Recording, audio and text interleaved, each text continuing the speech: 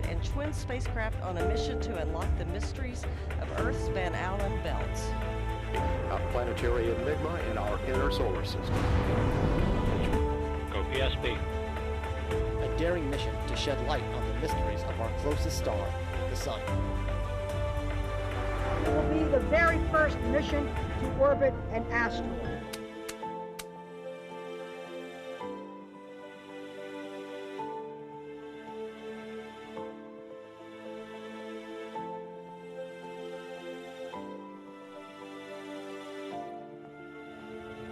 Spacecraft on a decade-long voyage to visit the planet Pluto and then beyond.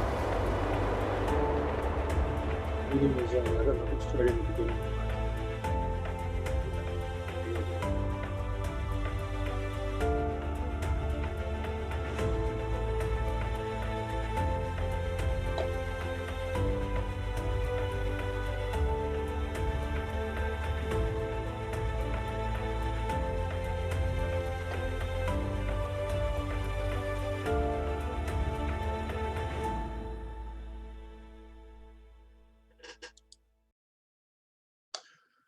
All right, let's get started with our next session.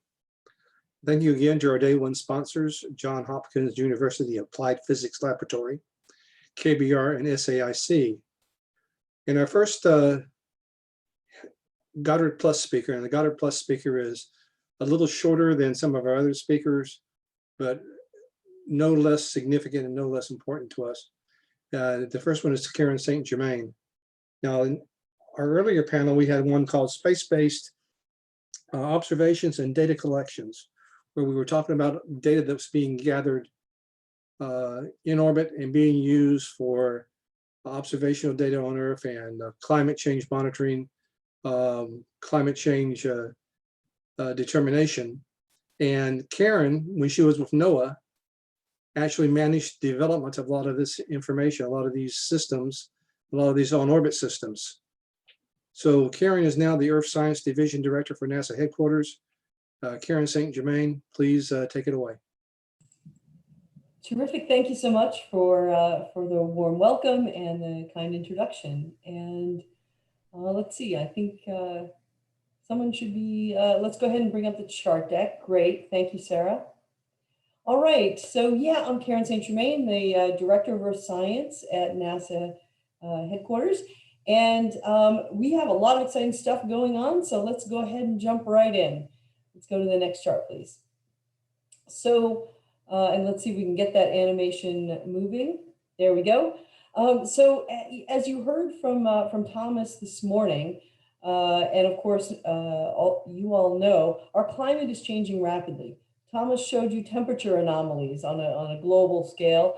This image is showing you changes in sea surface height from 1992 to just last year. And here again, you can see how significant that change in climate is.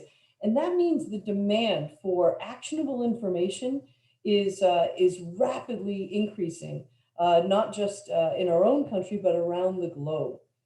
Next chart, please. So we at NASA Earth Science, we view the Earth as an entire system.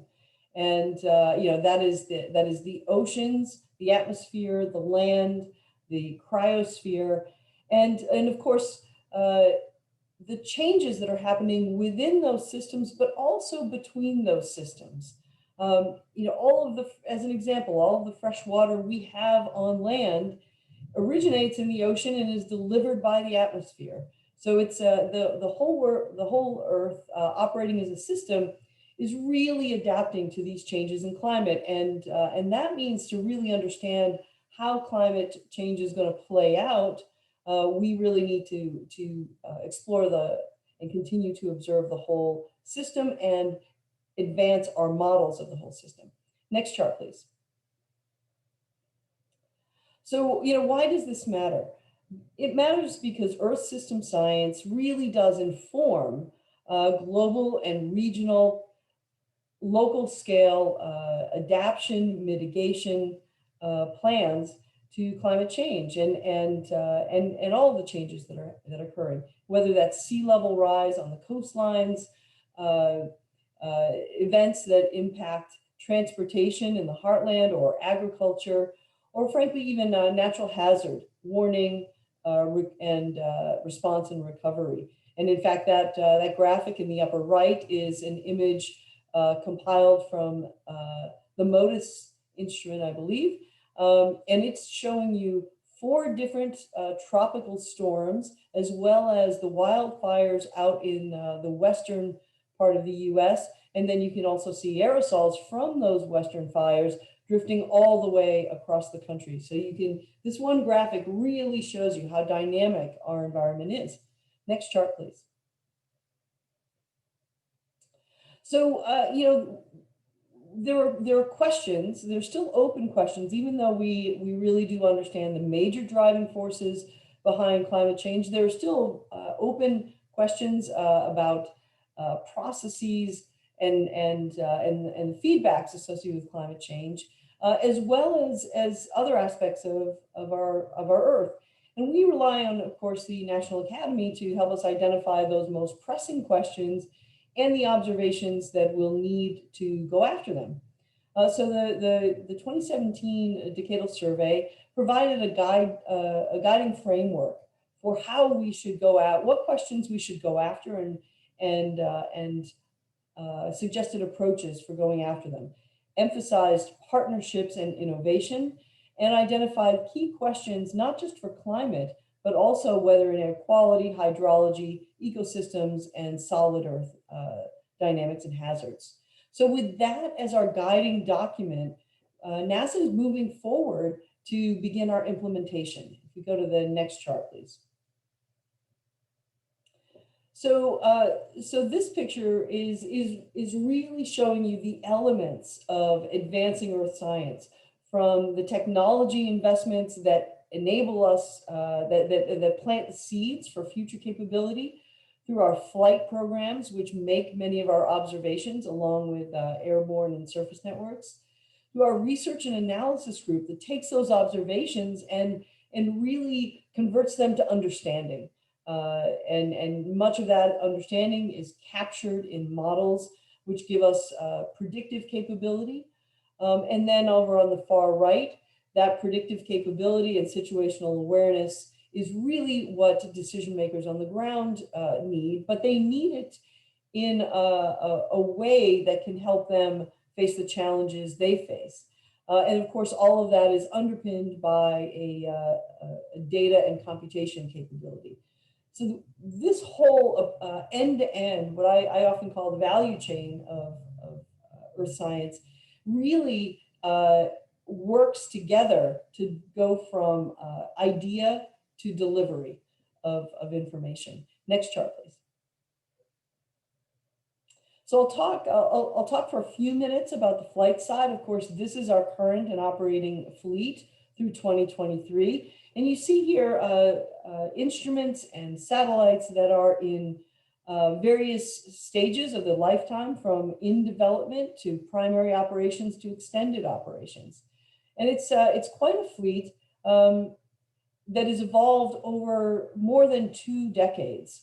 And the question now before us, and it's informed by the 2017 Decadal Survey, is what investments do we start making now to build the capability upon which the next generation of Earth scientists will build their careers? Next chart, please. So the Decadal identified critical observations that would underpin a core capability, that would provide a core capability to understand the entire Earth as a system. They called those the designated observables. We call them the Earth System Observatory. And they're depicted here because you really can't separate them. They if you want to understand how the whole Earth is working as a system, you really want to make these fundamental observations at the same time. And so we're working hard to move forward on building out these missions that will make these observations. Next chart, please.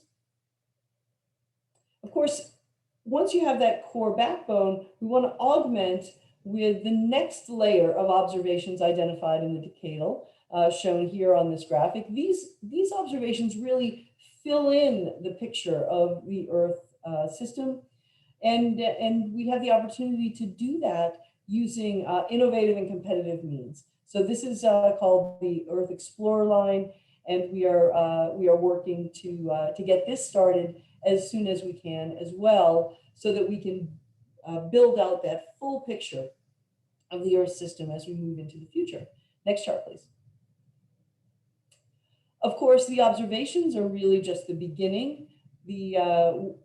What we really care about is what those observations tell us about our Earth system, and capturing that through new information or informatics techniques as well as modeling.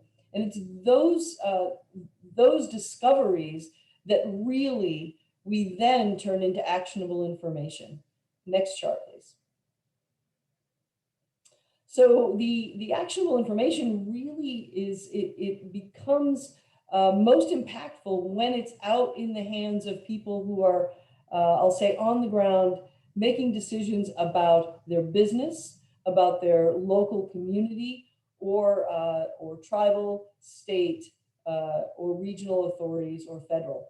So, but they are not asking fundamental science questions. They are seeking decision support, and that often draws from multiple scientific disciplines. For example, routinely agriculture decisions require information about the current soil moisture conditions, the expected weather, the upstream river conditions, etc. So there's a lot that comes together to inform the pragmatic questions that decision makers have across the US, in every county, and across the world. Next chart, please. So with the pace of change, and of course, as you know, just last year we had a record-breaking wildfire season, a record-breaking hurricane season, and also followed by a record-breaking cold snap in Texas. So these changes really create an urgency around the work we do. And that demands action and innovation. Thomas talked about all of this. Partnerships are, of course, a key part of that, as is building the workforce of the future. I'll just highlight a couple of elements of this approach to addressing these problems. Next chart, please.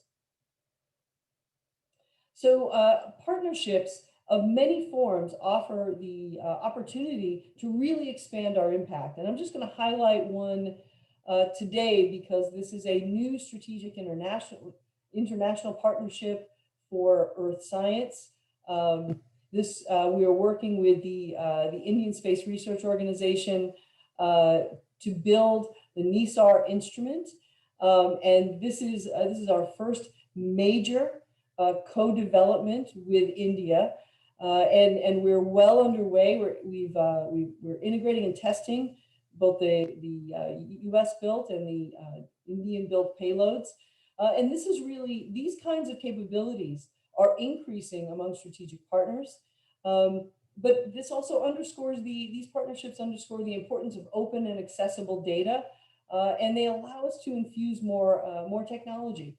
So this is just one of many examples where we're actively working in Earth science. Next chart, please. Commercial partnerships are also going to be a really important element of our portfolio moving forward. The idea is to draw on the strengths. What does NASA do well? What does the private sector do well? What do commercial entities do well? And try to use all of that to dramatically advance what we're able to do. These may be, we of course have we've had long-standing partnerships with the private sector, but there are new models of partnership that are available, and we're actively exploring those to build on the best of what we all do. And that means also being willing to take some risk by trying to do things in new ways. Next chart, please. I mentioned earlier open science, and really I want to take a minute to talk a little bit more about what we mean when we talk about open science. This is putting the data, the models, the analysis tools, and even applications into a common ecosystem to make them more accessible. And the idea is to shorten the time it takes for a new user to find and use the information, the data and information of interest to them, increase the community of hands-on users and contributors, bring new computation capability and new analytic tools to the data so we can interrogate the data in new ways.